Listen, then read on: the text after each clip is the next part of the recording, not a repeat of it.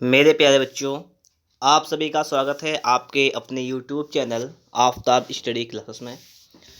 आज की इस वीडियो में हम लोग बात करने वाले हैं यूपी टीजीटी पीजीटी कला का जो हमारा सिलेबस चल रहा था, उसमें हम लोगों ने 20 क्लास कंप्लीट कर लिए थे और आज हमारा ये 21 नंबर का क्लास यहाँ पर रहने वाला है।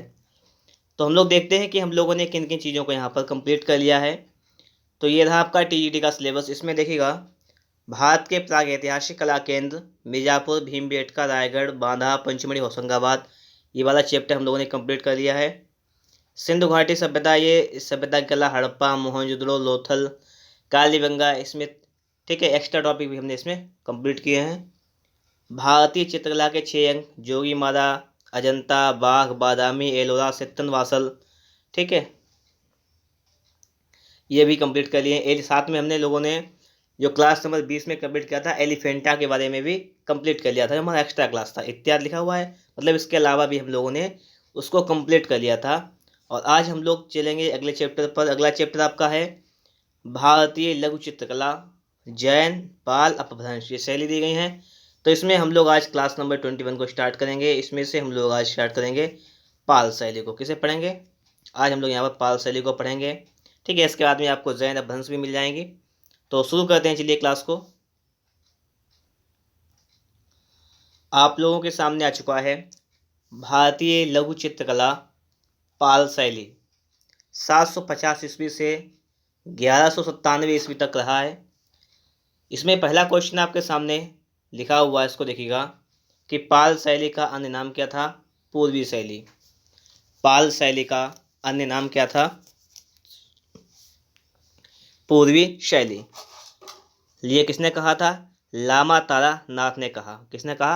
अगर आपसे पूछा जाए कि किसने कहा तो आप बताएंगे लामा तारा नाथ ने कहा। अगला है आपका कि भारत में लघु चित्रों की शुरुआत किसने की थी? ये पाल शासकों ने की थी। भारत में लघु चित्रों की शुरुआत पाल शासकों ने की थी। पाल शैली के संरक्षक कौन थे? आप पाल शासक। पाल शैली के संरक्षक पाल शासक थे। और पाल शैली जो है बौद्ध धर्म से संबंधित है। अब देखिए, इतनी ही बात में आपके बहुत से क्वेश्चन यहाँ पर कंप्लीट होते हैं, ठीक है। अब देखो क्या क्या क्वेश्चन कंप्लीट हुए आपके। पहला क्वेश्चन तो आपका यही कंप्लीट हुआ कि पाल शैली का अन्य नाम क्या है? पूर्वी शैली। किसने कहा था? लामा तारा नाथ ने कहा था। भारत में लघु चित्रों की शुरुआत किसने की थी? तो ये पाल शासकों ने की थी। और पाल शैली के संरक्षक थे आपके पाल शासक। अगर बात आती है कि पाल शैली जो है वो किस धर्म से संबंधित है, तो आप बताएंगे बौद्ध धर्म। इन क्वेश्चंस को तो आप लोगों ने नोट भी कर लिया होगा और उनको साथ में याद भी कर लिया होगा। और मैं जब से आपको क्लासेस प्रोवाइड कर रहा हूँ तब से मैं आपको एक ही बात बता रहा हूँ कि आप लोग सारी क्लासेस को अच्छी तरीके से नोट करते रहिएगा और अपना एक बेहतर सा नोट्स तैयार कर लीजिएगा जो आपके, देखिए, क्योंकि टीजीटी के लिए जो एज होती है वो 59 तक होती है 21 से। तो इतना लंबा एक आपका समय मिल जाता है इसमें। तो अगर आपसे एक बार में नहीं क्वालिफाई होगा, फिर आप अगर पढ़ेंगे उसमें थोड़ा आप उसके आपके मतलब क्या है जो भी नॉलेज होगा उसमें थोड़ी वृद्धि होगी। एक बार में नहीं, 2 बार में, आप 3 बार ट्राई करेंगे तो आपका टीजीटी तो निकल जाएगा, ठीक है। तो इसलिए आपको तैयारी तो करना ही है, तैयारी करते रहिएगा, अच्छे से नोट्स बनाते रहिएगा ताकि आप लोग बेहतर तैयारी कर सकें। हम लोग आगे देखेंगे। लिखा हुआ प्रज्ञा पारमिता। प्रज्ञा पारमिता ग्रंथ की रचना ये किसने की थी? ये नागार्जुन ने की। किसने की? नागार्जुन ने की। ये जो है पाल शैली में चित्रित प्रथम ग्रंथ है। अगर आपसे पूछा जाए कि पाल शैली में चित्रित प्रथम ग्रंथ कौन सा है तो आप क्या बताएंगे? प्रज्ञा पारमिता। अगला है कि ताड़पत्र पर चित्रित प्रथम ग्रंथ। ये ताड़पत्र पर मतलब क्या? ताड़ के पत्तों पर, पत्र होता है पत्तों, ताड़ के पत्तों पर जो है चित्रित पहला ग्रंथ कौन सा है? तो आप बताएंगे प्रज्ञा पारमिता। पाल चित्र शैली का आधार ग्रंथ। प्रज्ञा पारमिता क्या है? ये पाल चित्र शैली का आधार ग्रंथ है। और इसमें प्रज्ञा पारमिता में कुल 8000 श्लोक हैं। कितने श्लोक हैं? 8000 श्लोक हैं। और भारत में लघु चित्रों का आरंभ इसी बौद्ध पांडुलिपि से हुआ। तो आप लोग यहाँ तक की बात समझ गए। ये था आपका प्रज्ञा पारमिता के बारे में कि प्रज्ञा पारमिता ग्रंथ की रचना किसने की थी? तो नागार्जुन ने की। प्रज्ञा पारमिता जो है पाल शैली में चित्रित प्रथम ग्रंथ है, ताड़पत्र पर चित्रित प्रथम ग्रंथ है। पाल चित्र शैली का आधार ग्रंथ किसे माना जाता है? प्रज्ञापारमिता को। इसमें कुल 8,000 श्लोक हैं। भारत में लघु चित्रों का आरंभ इसी बौद्ध पांडुलिपि से हुआ, मतलब किससे? प्रज्ञापारमिता। चलिए आगे हम लोग देखते हैं। आगे आपके सामने है कि पाल पोथी चित्र, पाल पोथी चित्र और आरंभिक ग्रंथ चित्र ये ताल पत्र पर बने। तालपत्र या यहाँ पर हो जाएगा आपका ताड़पत्र। क्या था? ताड़पत्र हो जाएगा। ठीक है, यहाँ पर आपका आगे देखिएगा लिखा हुआ है कि पाल चित्रों में नाग शैली को अपनाया गया। किस शैली को अपनाया गया? क्वेश्चन पूछता है आपसे, डायरेक्टली पूछता है कि पाल चित्रों में किस शैली को अपनाया गया, तो आप क्या बताएंगे? नाग शैली को। पाल के लघु चित्र, पाल युगीन पांडुलिपि चित्र किससे संबंधित हैं? ये बौद्ध धर्म से संबंधित हैं। ये बात तो पहले भी हो चुकी है कि ये किससे संबंधित है, तो ये हो चुका है कि ये बौद्ध धर्म से संबंधित है। कौन कौन से? पाल के लघु चित्र और पाल युगीन पांडुलिपि चित्र। क्लियर हुई बात? चलिए आगे देखते हैं। अगला आपके सामने क्वेश्चन है कि पाल वंश का संस्थापक कौन था? तो ये था गोपाल। पाल वंश का संस्थापक कौन था? गोपाल था। विक्रमशिला महाविद्यालय की स्थापना किसने की थी? धर्मपाल ने की थी। विक्रमशिला महाविद्यालय की स्थापना धर्मपाल ने की थी। और कहाँ की थी? भागलपुर। ये कहाँ पड़ता है? बिहार में पड़ता है। अगर आपसे पूछा जाए कि विक्रमशिला महाविद्यालय की स्थापना किसने की थी, तो आप क्या बताएंगे? धर्मपाल ने की थी। और ये कहाँ पे पड़ता है? तो ये भागलपुर बिहार में पड़ता है। गीत गोविंद है, इसकी रचना किसने की थी? जयदेव। गीत गोविंद जयदेव। पाल चित्रकला जो है बंगाल की है। कहाँ की है? बंगाल। ठीक है। पाल शैली के चित्र जो है पोथियों पर बने हैं।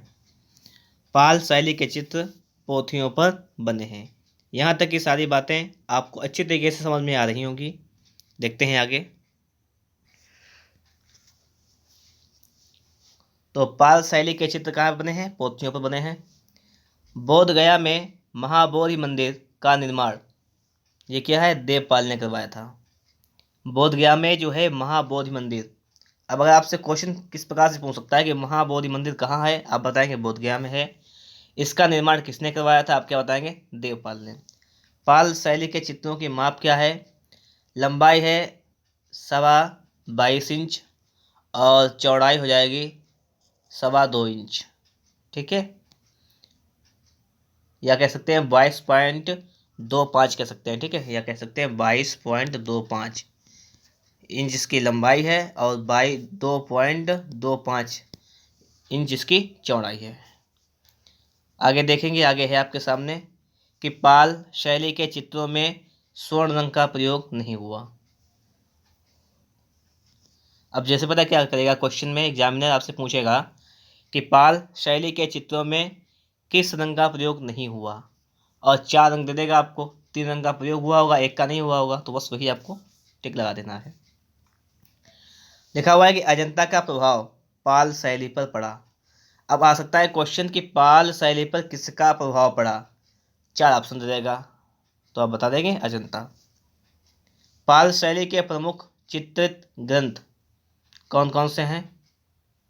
प्रज्ञापारमिता, इसके बारे में बता दिया गया आपको।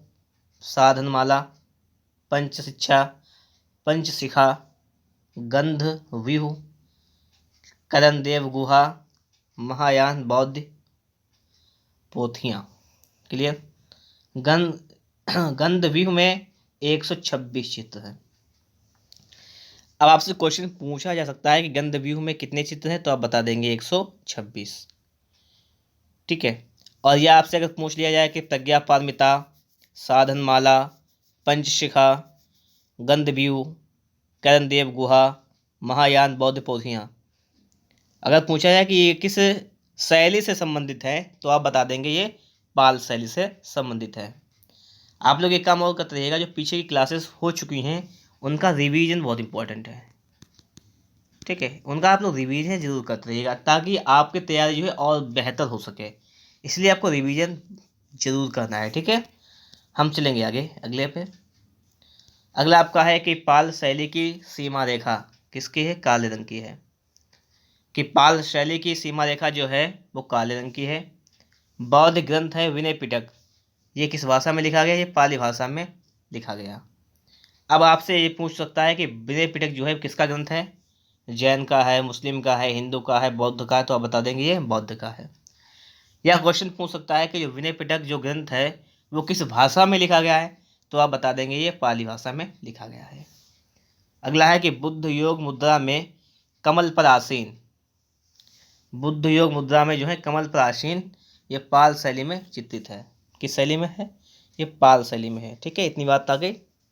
अगला है कि पाल राजाओं के समय कांस्य मूर्ति कला का प्रमुख केंद्र कौन सा, कुकिहार, कौन सा था, कुकिहार। कुकिहार पड़ता कहाँ आपका, गया में। तो आपका क्वेश्चन क्या हो जाएगा, इसको समझिएगा कि पाल राजाओं के समय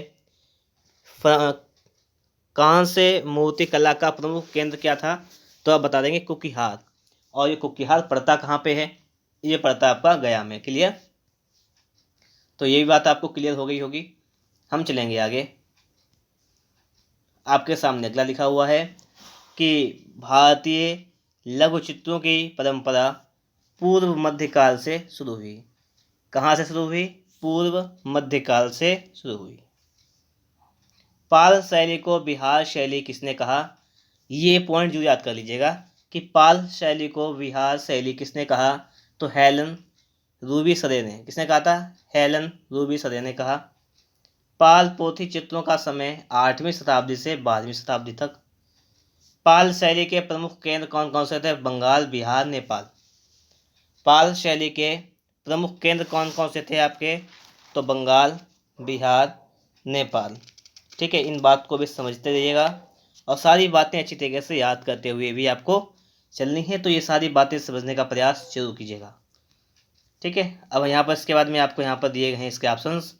थोड़ा सा फिर से एक बार रिवीजन देखते हैं फटाफट से, फिर ऑप्शंस को कर लेते हैं और क्लास को खत्म करते हैं। ठीक है, पाल शैली का आदि नाम क्या है, पूर्वी शैली, लामा तारा नाथ ने कहा। और इसको रिपीट क्यों कर रहे हैं, इसका भी एक रीजन है। अगर आप लोग वास्तव में अच्छे हैं, पढ़ाई में जागरूक हैं, तो आपका काम बनता है कि वीडियो को लास्ट तक देखना। और मैं रिवीजन इसलिए करवा रहा हूँ, अगर आप लोग वीडियो को लास्ट तक देखेंगे, देखिए वीडियो तो कंप्लीट हो चुका है, ऑप्शन है वो करा दूंगा अभी। वीडियो को लास्ट तक देखेंगे तो आपको ज़्यादा याद करने की ज़रूरत नहीं पड़ेगी। हो सकता है कि आपको वीडियो के अंदर ही याद हो जाए, वीडियो देखते देखते ही सारी चीज़ें आपको याद हो जाएंगी, इसलिए वाला रिपीट कर रहा हूँ। ठीक है, अब जैसे लिखा हुआ है यहाँ पर कि भारत में लघु चित्रों की शुरुआत किसने की थी, तो पाल शासकों ने की थी। पाल शैली के संरक्षक कौन थे, तो पाल शासक थे। ये जो है बौद्ध धर्म से संबंधित है। प्रज्ञापारमिता ग्रंथ के बारे में ये नागार्जुन ने इसकी रचना की थी। पाल शैली में चित्रित प्रथम ग्रंथ हो जाएगा। ताड़पत्र पर चित्रित प्रथम ग्रंथ हो जाएगा। पाल चित्र शैली का आधार ग्रंथ, और इसमें कुल 8000 श्लोक हैं, ये भी जानते हैं आप लोग। यहाँ पर आगे आपका है कि पाल पोथी चित्र आरंभिक ग्रंथ चित्र जो है वो क्या लिखा, ताड़पत्र पर बने हैं। पाल चित्रों में नाग शैली को अपनाया गया, ये भी बात हुई। पाल के लघु चित्र, पाल युगीन पांडुलिपि चित्र, ये किससे संबंधित हैं, तो ये बौद्ध धर्म से संबंधित हैं।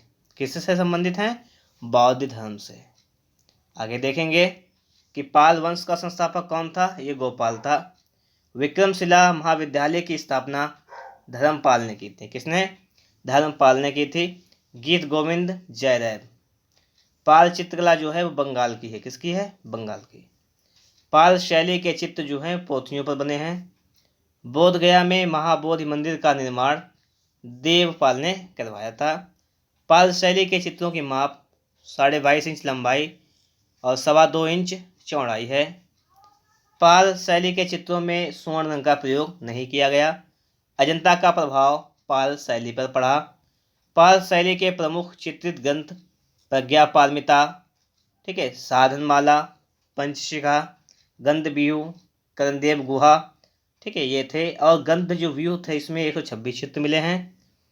पाल शैली की सीमा रेखा काले रंग की है।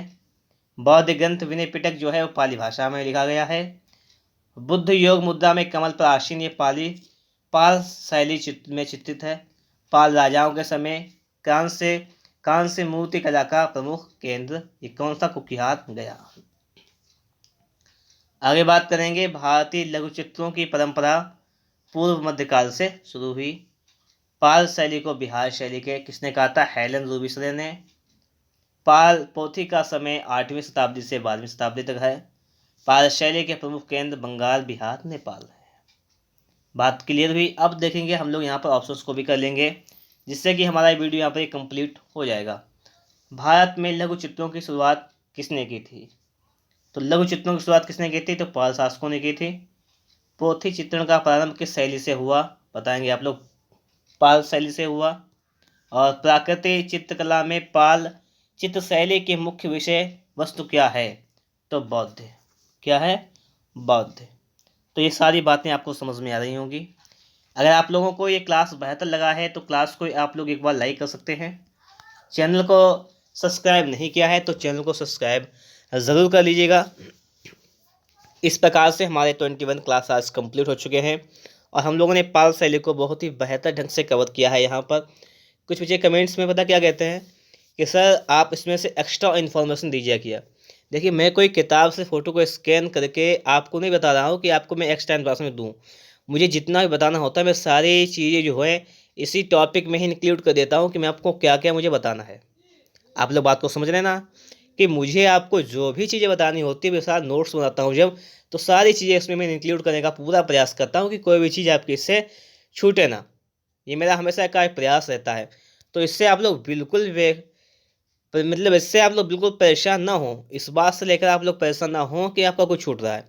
अगर वो भी जो आपका छूट रहा है, कुछ भी छूट अगर रहा है, तो एक बार मैंने आपको बताया था कि अगर जब हमारा पूरा सिलेबस एक बार कंप्लीट हो जाएगा, उसके बाद हम लोग इस सिलेबस के अंदर की चीज़ों को, जो भी चीज़ें छूट गई हैं, जो एक दो टॉपिक आपका रहेगा या कोई भी क्वेश्चन रहेगा आपका बचाता है, मान लीजिए कोई भी क्वेश्चन बचा हो, तो हम लोग फिर से इसको एक बार कंप्लीट करने का पूरा प्रयास करेंगे। फिर भी आपसे ये कहूँगा कि अगर आप लोगों ने अभी तक चैनल को सब्सक्राइब नहीं किया है तो चैनल को सब्सक्राइब ज़रूर कर लीजिएगा। मिलेंगे आपको एक नेक्स्ट क्लास में नेक्स्ट वीडियो के साथ। वीडियो देखने के लिए आपका बहुत बहुत धन्यवाद।